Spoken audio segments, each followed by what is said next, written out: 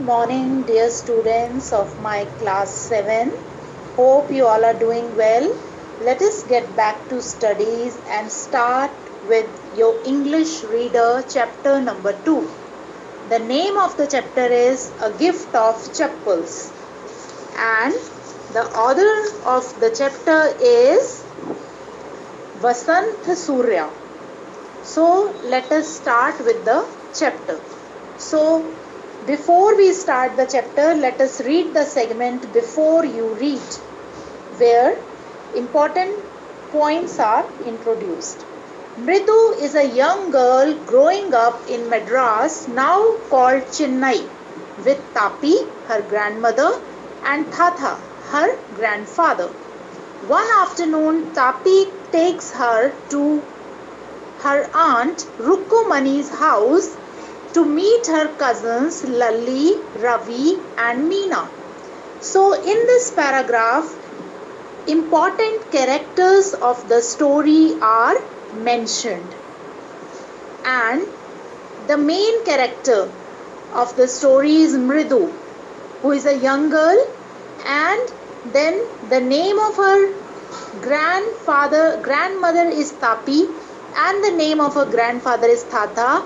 And one day Tapi means her grandmother, takes her to her aunt's house. And what is the name of her aunt? Rukkumani. And there she goes and meets her three cousins. And what are the name of the cousins? Lalli, Ravi, and Meena. And these cousins also have an important role to play in the story. So let us start with the story. A Gift of Chappals. Paragraph 1. Smiling Rukkumani threw upon the door. That means Rukkumani, the aunt of Mridu, is so happy to receive them inside their house. Ravi and Meena rushed out, and Ravi pulled Mridu into the house. Ravi and Meena, the cousins of Mridu, they are also happy. They are very happy to receive their cousin Mridu, and they almost pulled her inside the house. Wait, let me take off my slippers, protested Mridu.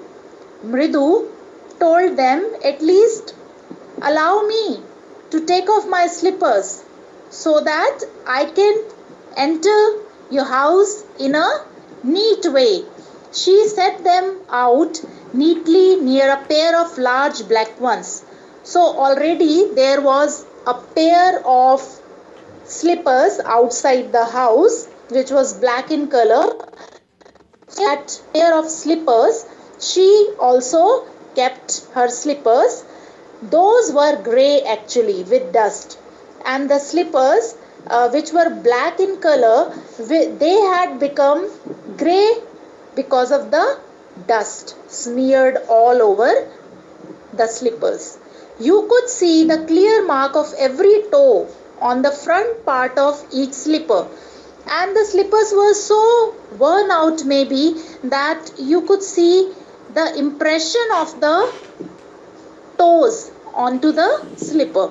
The marks for the two big toes were long and scrawny, and the two big toes, the mark of the two big toes of that person whosoever was using the slipper, those marks were very thin and very thin and very long. Paragraph 2. Mridu did not have much time to wonder about whose slippers they were, because Ravi dragged her to the backyard behind a thick bitter berry bush.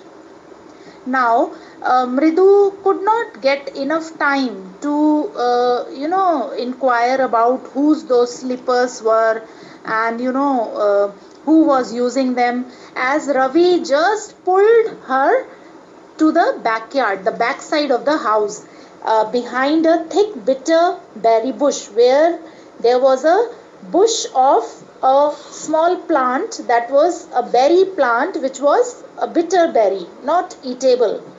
And there inside a torn football lined with the sacking and filled with sand, there they could see that some torn football was placed there, and inside they have put some sand, and it was a kind of sack.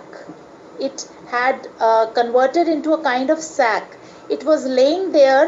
Over that sack was laying a small kitten, the young one of a cat, lapping up milk from a coconut half shell.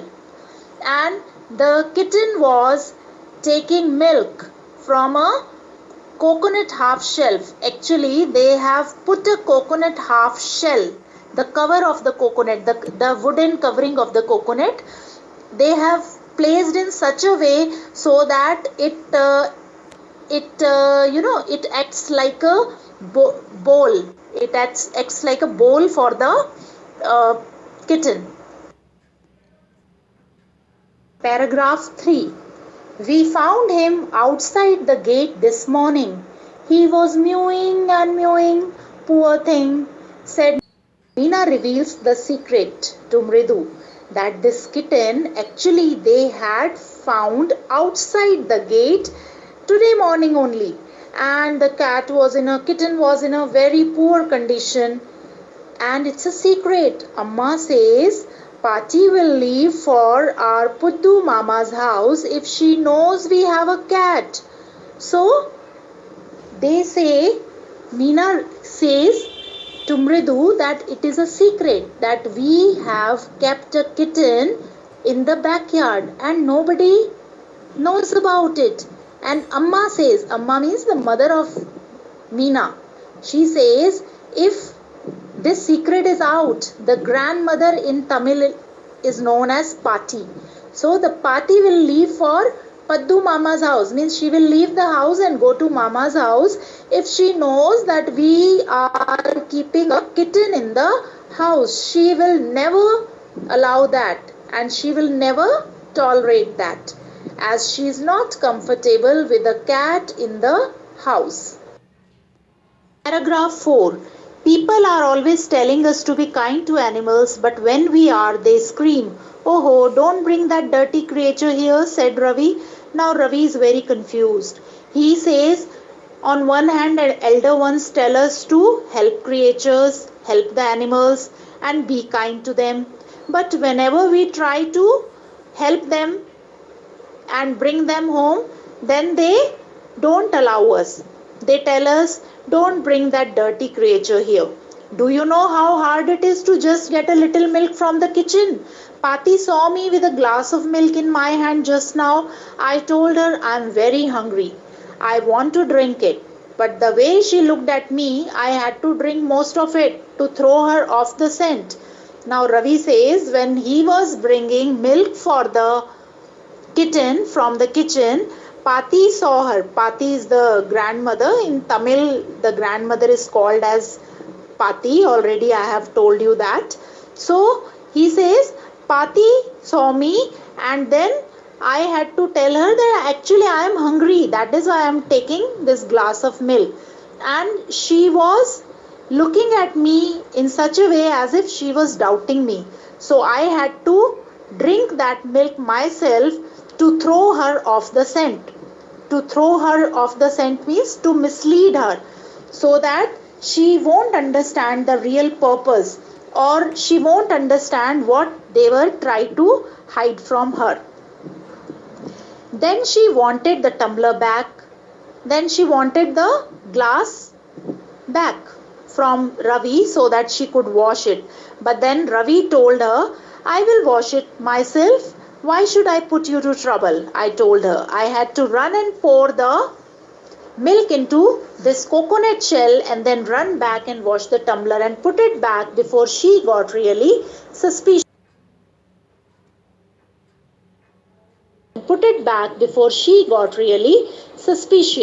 So Pati left from the kitchen, and then Ravi took the tumbler, put some more milk into it, and then came back to the backyard and poured the milk into this coconut shell for the kitten.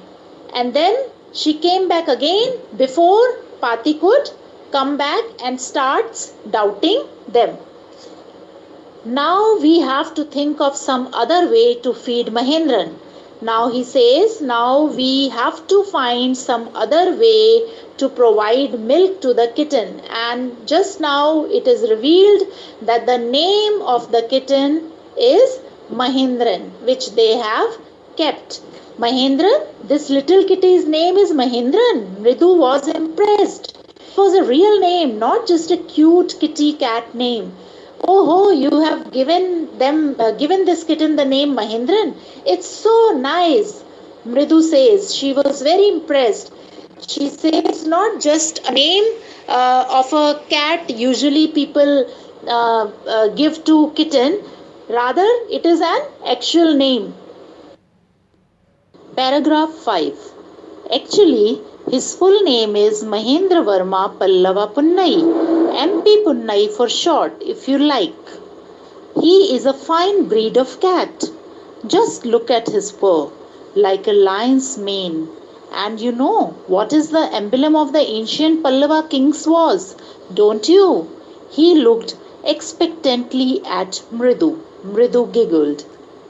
So Mridu tells that actually the cat's name is not just Mahendra Verma but full name is Mahendra Verma Pallava Punnai, and she told that in short you can also call it as MP Punnai. And since it is a very good breed of cat, so that is why his fur is so nice, just like a lion's mane. Mane is the lion's hair around his neck. So it just resembles that. And you know what is the emblem of the ancient Pallava king was? And she asked whether you know that what was the emblem. Emblem means symbol. Symbol of the ancient Pallava king was. So he was just waiting for an answer from the Mridu. And Mridu giggled. Mridu just laughed. Paragraph 6. Think I am joking. Well, just wait. I will show you sometime. It's clear. You don't know a thing about history. Now Mridu just tries to pull his leg. She says that it seems that you do not know anything about history. You are not a very knowledgeable person. So she says, haven't you been to Mahabalipuram? Have you? She asked whether he has ever gone to Mahabalipuram. He said mysteriously, well, when our class went to Mahabalipuram, I saw a statue of his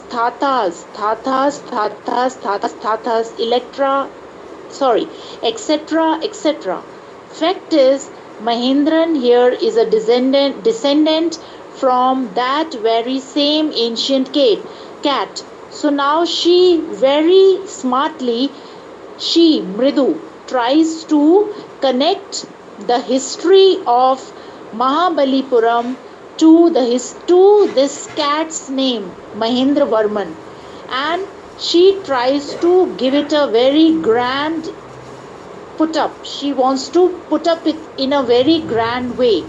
A close relative, scientifically speaking, of none other than the lion. So she says this cat is a close relative of a very, very famous, a very, very grand lion family. The Pallava lion, the emblem of the Pallava dynasty. Now she says, since the symbol of the Pallava dynasty was a lion, the Pallava lion. So this cat belongs to the same Pallava lion family, and that is how we have given her the name as Mahendra Varma Pallava Punnai. Ravi went on walking around the bitter berry bush, waving a twig up and down, his eyes sparkling. So Ravi was just taking round here and there around the berry bush, and his eyes were sparkling. This cat is a descendant of none other than the Mahabalipuram Rishi cat. Now again, what they try to do, they try to again connect this cat to some Rishi's cat who was putting up in Mahabalipuram. And if I may just remind you, they worshipped cats in ancient Egypt. Now just to give it a more grand effect, just to give it a more royal effect. Further, they try to connect this cat to the ancient Egypt even.